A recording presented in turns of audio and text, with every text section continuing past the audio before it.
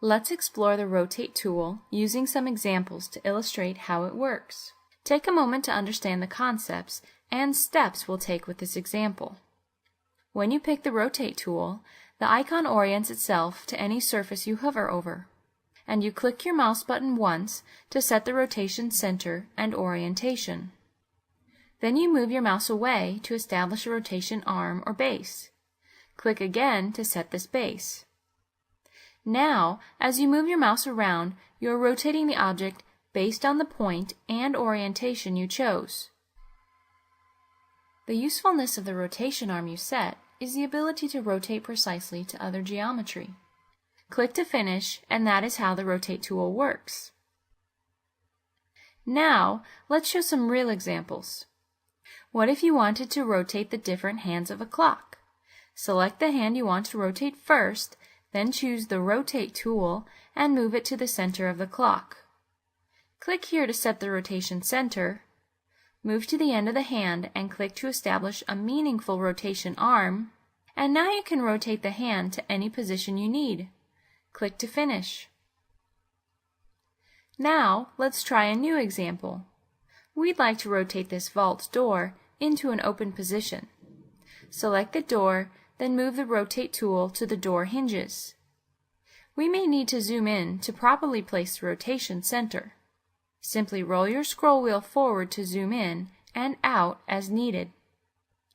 Now, place your rotation arm.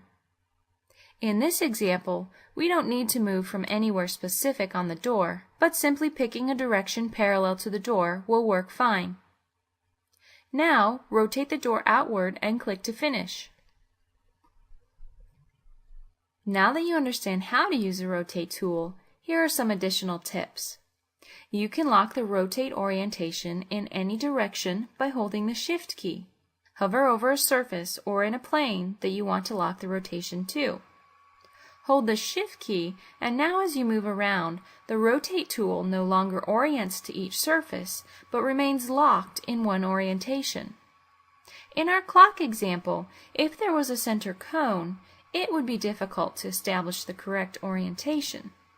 But by locking the orientation, we can easily use the Rotate tool as needed.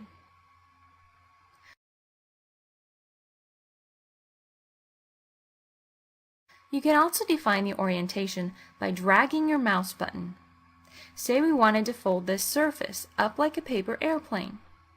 Click and drag the mouse from the center point, and you can see by dragging around, you can choose any orientation. Set the orientation you need, which for us is along this fold edge. Now proceed to rotate the surfaces up into the plane shape.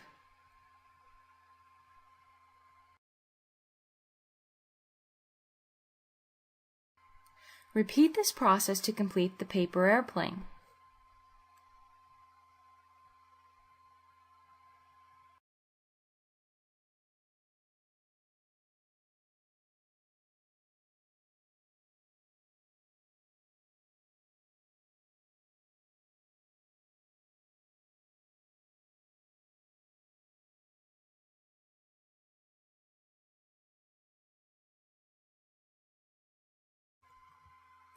Although you will usually want to pre-select the objects you need to rotate, you can in fact auto-select objects to rotate.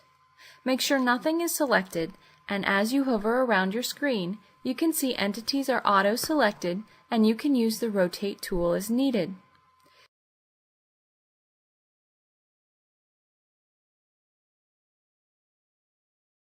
Finally, you can rotate copies and arrays using the Rotate tool. This topic is covered in depth in another video, so for more information, view the video on copies and arrays.